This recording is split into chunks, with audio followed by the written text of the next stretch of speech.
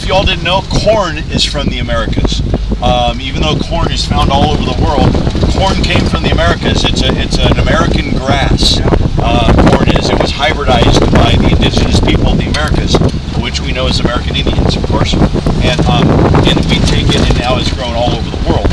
But turkey and corn come from the Americas. As I mentioned, pigs, horses, sheep, cattle, and chickens were brought over the Americas along with wheat.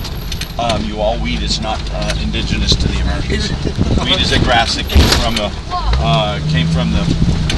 European, Eurasian continents.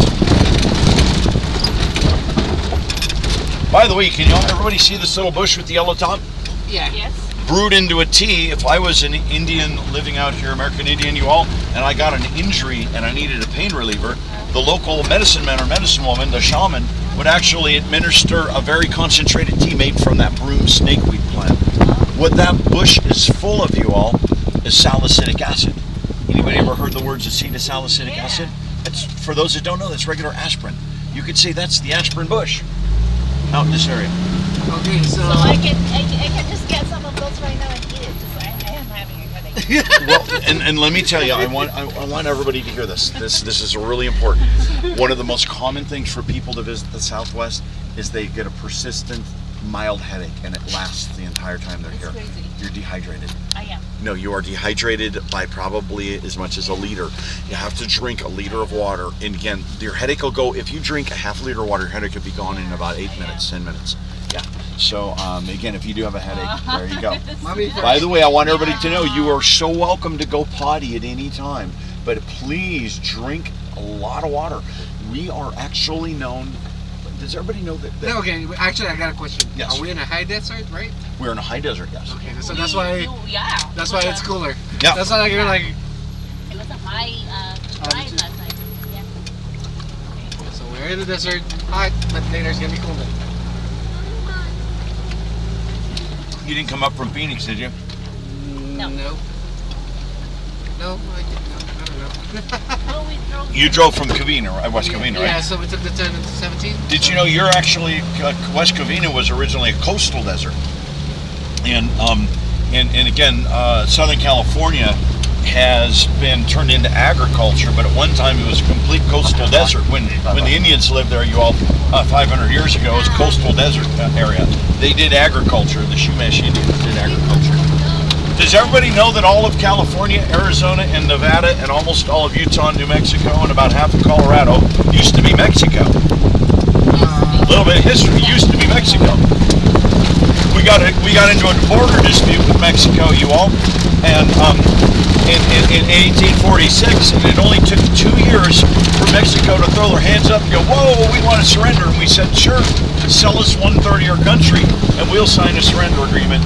And they did. They sold us 1/3 of their entire country in 1848. So And also like Filipino originally from California is Mexican. Well, it's funny. I will tell you, you all, that there are people that live in California that can trace their family lineage back to when this was part of Mexico. In Arizona, same thing. In Nevada, same thing.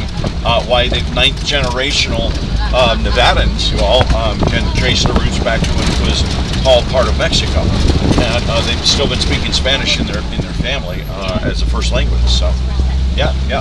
And a little bit of history, y'all. We were a part of what was called the New Mexican Purchase. The whole property was called New Mexico. And California, the coastal line, already had the name California because the Spanish honoring the princess. There was a Chumash priestess known as California. They named that whole coastline. That's where California comes from. It's a Chumash Indian priestess called California. It's a woman's name. Ah, that's why. And we were still part of New Mexico in 1862, but in 1863, we decided to get our own governmental system. We took the names right off the maps that describes our property. It means the dry region in Spanish. We say that zona arida. Zona arida. It means arid zone. We took arida, zona, and we combined it together in 1863 to get a gringo word of Arizona. So if you wonder what our property name means, it means the arid zone in Spanish. Does that sort of make sense back there, Gabby? Yeah. ¿Tú hablas español? Joshua. Look, he's being a Joshua tree again. Very good. Does anybody on the did you speak any Spanish at all? No.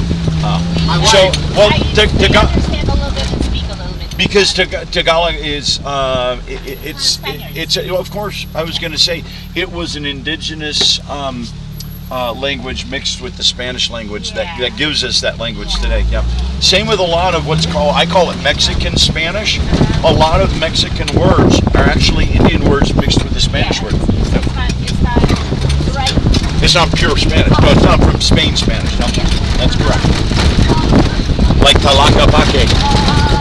The little plaza you're next to called Tlaquepaque. It actually means the best of everything, the best of the best. But it's actually a more Indian word than it is a Spanish word. So fun.